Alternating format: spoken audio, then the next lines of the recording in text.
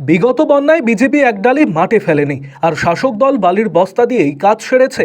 এতে কি বন্যা রোধ করা যায়? রাস্তায় নেমে কড়া প্রতিবাদ বামপন্থীদের। ভূতনি বাঁচাও স্লোগান তুলে বামপন্থীদের পদযাত্রা মানিকচকের ভূতনির দক্ষিণ চণ্ডীপুর উত্তর চণ্ডীপুর এলাকায়। গত 27 তারিখ থেকে সারা ভূতনি জুড়ে পদযাত্রা এবং সভা করে আসছে বামপন্থী মানিকচক লোকাল কমিটি।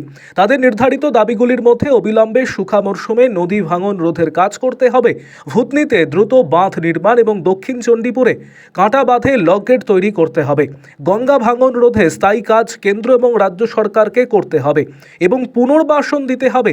এমনই একাধিক দাবি নিয়ে ভূতনি বাঁচাও কর্মসূচি সিটু সহ অন্যান্য বামপন্থী সংগঠনের। এদিনের কর্মসূচিতে উপস্থিত ছিলেন জেলা সিটু সম্পাদক দেবজ্যোতি সিনহা সহ অন্যান্য নেতৃত্ব। আগামী 20 এপ্রিল শ্রমজীবী মানুষের হকের দাবিতে ব্রিগেড চলোর ডাক দেন এদিনের মঞ্চ থেকে।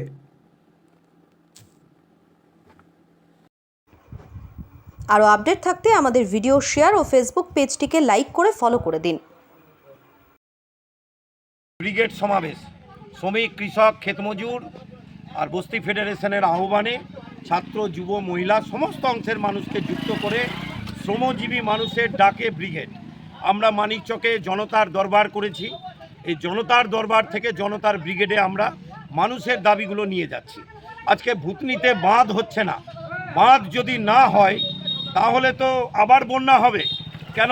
এই কাটা বাঁধে কাজ হয়নি বলে আজকে এখানকার বিধায়ক এবং এখানে যারা বিজেপির ভোটে দাঁড়িয়েছিলেন তারাই দায়ী।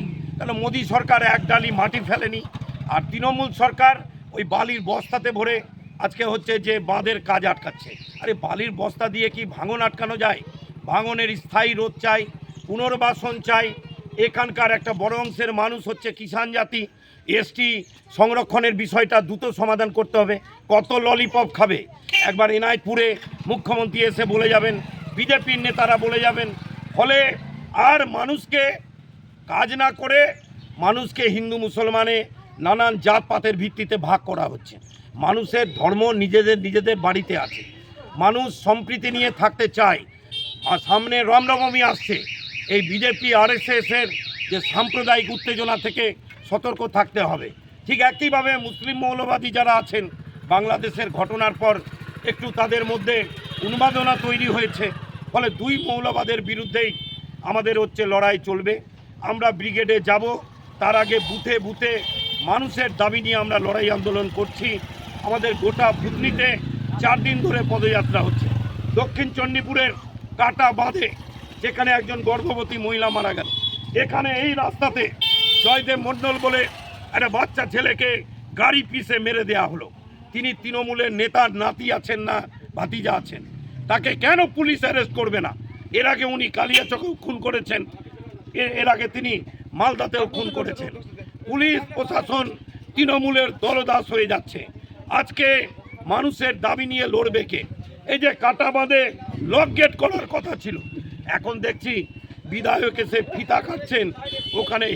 যদি বন্যা হয় তাহলে এই বন্যায় তৃণমূল আর বিজেপিকে ডুবানো হবে। এইটা হচ্ছে বামপন্থীদের মানুষকে সাথে নিয়ে লড়াই। এই লড়াইয়ে আমরা গ্রামে গ্রামে পদযাত্রা করছি। আজকে কোথা থেকে কোথায়? আজকে দক্ষিণ চণ্ডীপুর হাই স্কুল থেকে আমরা হচ্ছে নাসা মোড় পর্যন্ত, বাজার পর্যন্ত আমরা হচ্ছে যে মিছিল করছি। ঠিক আছে।